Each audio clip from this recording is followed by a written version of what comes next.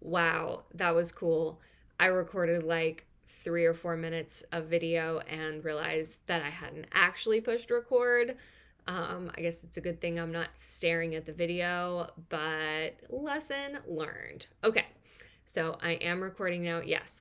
And where do I want to start? Well, first of all, I will tell you that this is going to be a much shorter video because, as I kind of explained yesterday, I'm going to stick with one focus for the entire week. And I laid all that out for you in detail in day 2 yesterday. So, a lot of these day to day videos between those kind of weekly plans will be about sharing how things are going, where I'm kind of slipping, how I'm feeling with the changes, and all of that stuff.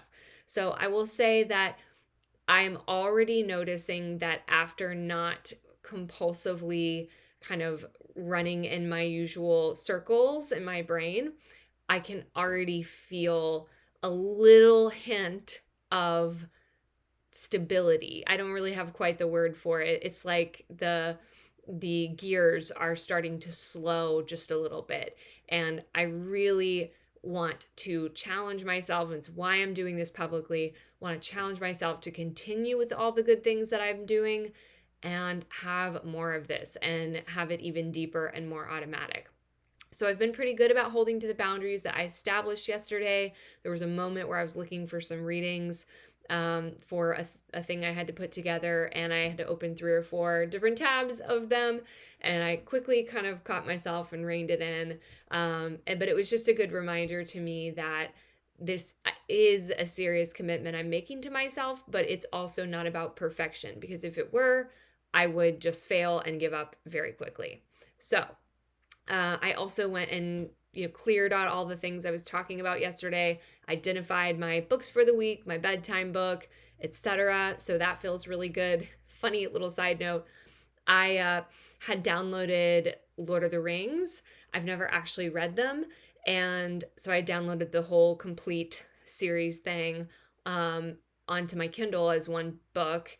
And I was like, oh, maybe I'll choose that as my fiction focus for this week. And I was like, maybe that is also a bit of a setup because that's like pretty intense in terms of commitment. And even though I'm allowed to change week to week, I was just like, that's for later. That's when we're a little further along in the process. So instead, my fiction book is going to be this one called The Tree of Ages that I think I bought like a year ago from a Kindle ad. But it looks like a fun fantasy book.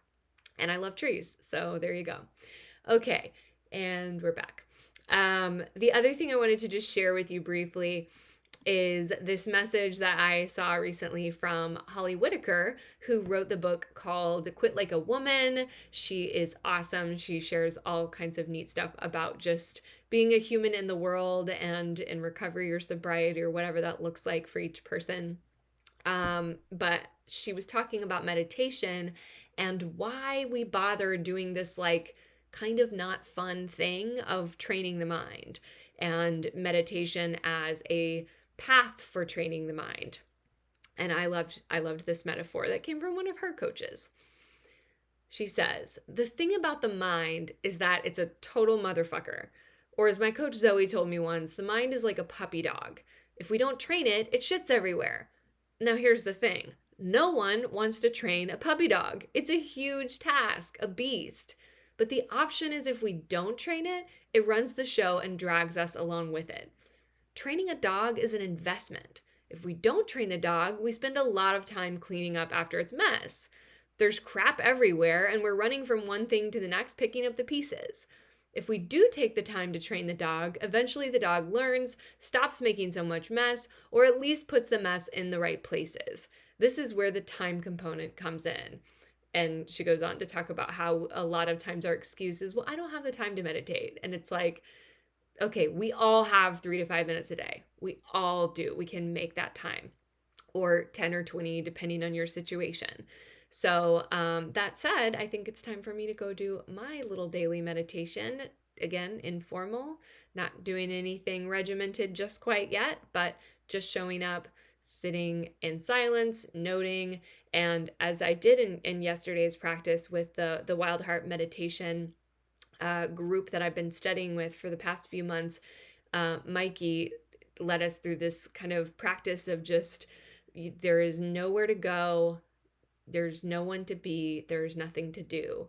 And just kind of kept repeating that and coming back to that. And I was like, ah, yes, I need those reminders so often in this brain that is just circling and doing all the time.